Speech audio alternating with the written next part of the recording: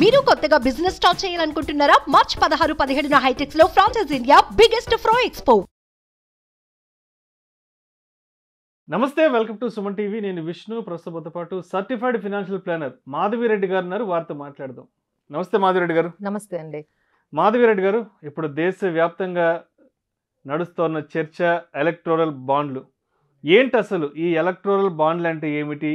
ఇవి ఎవరికి ఇస్తారు, ఎందుకు ఇస్తారు, ఎటువంటి ప్రయోజనాల్ని ఆశించిస్తారు, ఇవి ఇవ్వడం వల్ల ఎవరికి ఎటువంటి లాభాలు చేకూరుతాయి? సో మనకి రెగ్యులర్గా పొలిటికల్ పార్టీస్కి ఇండివిజువల్స్ కానీ లేకపోతే కార్పొరేట్స్ కానీ మనకి డొనేషన్స్ ఇవ్వడం అనేది ఏం కొత్త కాదు. అది ఎప్పటి నుంచో మనకు తెలుసు. సో అన్ని కార్పొరేట్స్ కూడా వాళ్ళకి కావాల్సిన పొలిటికల్ పార్టీస్కి డొనేషన్స్ అనేవి జరుగుతూ ఉన్నాయి. బట్ ఈసారి ఏం చేసిందంటే SBI has issued some bonds. మీరు ఏం చేస్తారు అంటే వాళ్ళు ఏంటంటే they have given certain tranches, అంటే లైక్ 1 crore ఒకటి ఉంటుంది, లేకపోతే 10,000 డిఫరెంట్ డినామినేషన్స్ తో బాండ్స్ అనేవి పెట్టారు. సో మీరు డొనేట్ చేయాలి అంటే మీరు ఆ బాండ్ ని పర్చేస్ చేసుకుంటే ఆ అమౌంట్ పర్టికులర్ పొలిటికల్ పార్టీకి వెళ్తుంది. వాళ్ళు దాన్ని వాళ్ళ బ్యాంక్ అకౌంట్ లో వేసుకొని ఎన్కాష్ చేసుకుంటారు. సో ఈ ప్రాసెస్ కింద ఎస్బీఐ ఏం చేసిందంటే 2017 అండి, ఇది 2017-18 లో జరిగింది. ఇలా ఎస్బీఐ ఈ ఎలక్ట్రల్ బాండ్స్ అనేవి ఇండివిజువల్స్ కానీ కార్పొరేట్స్ కానీ అవైలబుల్ గా, అంటే మీరు పొలిటికల్ పార్టీకి డొనేషన్స్ ఇవ్వాలంటే just purchase this bonds, me amount అనేది ఆ పొలిటికల్ పార్టీకి డైరెక్ట్ గా వెళ్ళిపోతుంది. ఇక్కడ 2 రెస్ట్రిక్షన్స్, 2 ఫీచర్స్ ఉన్నాయండి. ఫస్ట్ ఫీచర్ ఏంటంటే ఏ పొలిటికల్ పార్టీ అయితే రిసీవ్ చేసుకుందో వాళ్ళు బయటికి చెప్పాల్సిన అవసరం లేదు. They need not to disclose ఎవరు ఆ డోనర్స్, ఎవరి దగ్గర నుంచి గిఫ్ట్ అమౌంట్ లాంటిది అంతే చెప్పాల్సిన అవసరం లేదు. ఎలక్షన్ కమిషన్ కి కానీ బయటకు కానీ చెప్పాల్సిన అవసరం లేదు అనేది ఒకటి ఉంది. ఇంకోటి ఏంటంటే కార్పొరేట్స్ ఎవరైతే ఉన్నారో వాళ్ళకి ఏవైతే ప్రాఫిట్స్ వచ్చాయో అందులో స్మాల్ అమౌంట్, వాళ్ళ ప్రాఫిట్స్ లో స్మాల్ అమౌంట్ మాత్రమే ఈ డొనేషన్స్ గా ఇవ్వాలి అనేవి ఈ 2 మనకి ఈ ఫీచర్స్ అనేవి ఈ బాండ్స్ లో అనేవి మనకు కనిపించాయి. బట్ ఇప్పుడు కొత్తగా వచ్చింది ఏంటంటే దీని గురించి చాలా కేసు అనేది మనకి సుప్రీంకోర్టుకు వెళ్ళింది. సో రీసెంట్ గా లిస్ట్ అనేది అందరికీ చెప్పాల్సిందే.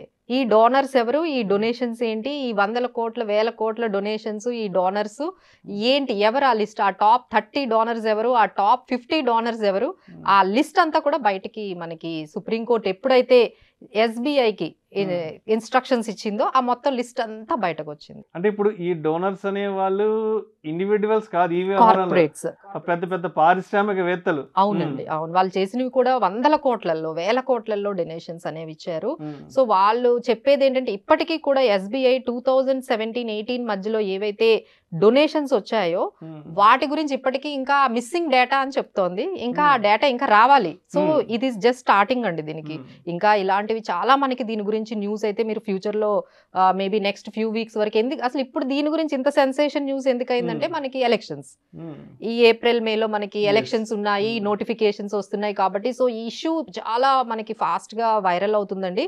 సో ఫస్ట్ మనం ఎగ్జాంపుల్ తీసుకుంటే అంటే ఇందులో ఏం జరుగుతుంది, సో హౌ వీఆర్ కనెక్టెడ్ అనుకుంటే కొన్ని షెల్ కంపెనీస్, అంటే ఒక కంపెనీ ఉంటుంది, దానికి దాదాపుగా ఒక 130 crore క్యాపిటల్ మాత్రమే ఉంటుంది.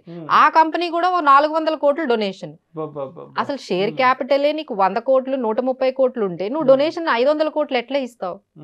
సో ఇలాంటివి కొన్ని ఆ డోనర్స్ దగ్గరికి ఈడీ రైడ్స్ జరగడం కానీ, ఐటీ ఇన్కమ్ ట్యాక్స్ నుంచి నోటీసెస్కి వెళ్ళడం కానీ, అసలు మీరు ఎలా చేయగలిగారు, ఎలా మీరు డొనేషన్స్ ఇన్ని కోట్లు మీరు ఎలా ఇవ్వగలిగారు అనే దాని గురించి ఇంకా మొత్తం ప్రతి దానికి ఇది నెక్స్ట్ లెవెల్కి వెళ్తుందండి. సో రీసెంట్గా ఈ మేఘా ఇంజనీరింగ్ కంపెనీ వాళ్ళు 800 crores వరకు వాళ్ళు డొనేషన్స్ చేస్తే వాళ్ళకి 14,000 crore projects as a benefit గా వచ్చాయి.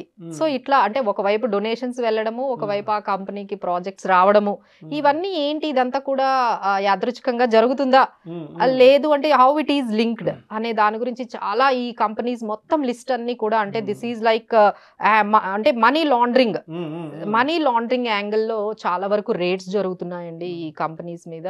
అసలు ఈ డోనర్స్ లిస్ట్ అంతా తీసుకున్నారంటే అవుట్ ఆఫ్ 30 టాప్ డోనర్స్ లో 14 డోనర్స్ మీద ఆల్రెడీ ఐటీ రేట్స్ కానీ ఇన్కమ్ ట్యాక్స్ రేట్స్ కానీ ఇవన్నీ కూడా స్టార్ట్ అయ్యాయి. So this is just beginning అండి. ఇంకా లిస్ట్ చాలా మిస్ అయ్యింది, ఇంకా లిస్ట్ ఇంకా తీయాలి అనేసి అంటున్నారు. ఎస్బీఐ నుంచి అయితే సుప్రీంకోర్టు ఆల్రెడీ చాలా వరకు లిస్ట్ అయితే తీసుకుంది.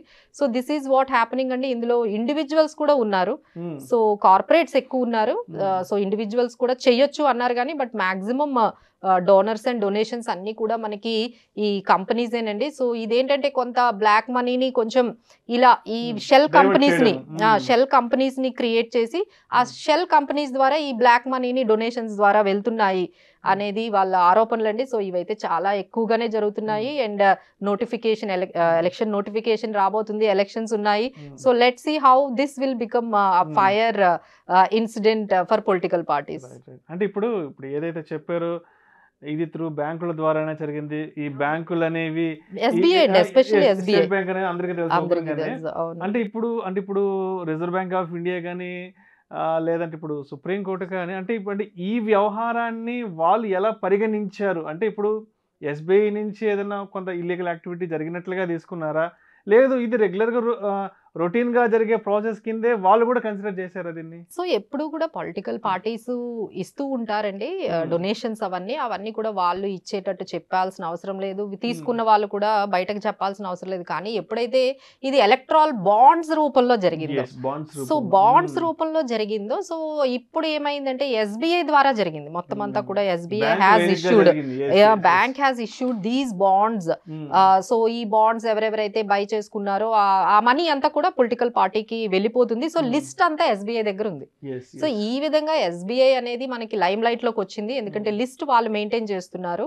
సో ఎవరికి ఎన్ని బాండ్స్ అమ్మారు, వాళ్ళు ఎన్ని బాండ్స్ ఇష్యూ చేశారు, ఏ కార్పొరేట్ కి ఏ డేట్ లో ఇష్యూ చేశారు, ఏ ఇయర్ లో ఇష్యూ చేశారు, సో ఆ డేట్ కి వాళ్ళకి వచ్చిన బెనిఫిట్స్ కి ఏమైనా ఉందా లింక్, సో ఇలాంటివన్నీ చూస్తున్నారండి. ఇలాంటి డోనర్స్ లిస్ట్ లో అసలు ఎన్ని షెల్ కంపెనీస్ ఉన్నాయి, అసలు ఎగ్జిస్టింగ్ లేని కంపెనీస్ ఎలా డొనేషన్స్ ఇవ్వగలిగింది, సో ఎవరా పొలిటికల్ పార్టీ, ఎవరా డోనర్స్, ఎవరా డొనేషన్స్, ఎంత డొనేషన్స్, సో ఇవన్నీ బయటకు వస్తున్నాయండి. So this is in short about what is happening under electoral bonds మనకి ఈ మొత్తం కాంట్రవర్సీ.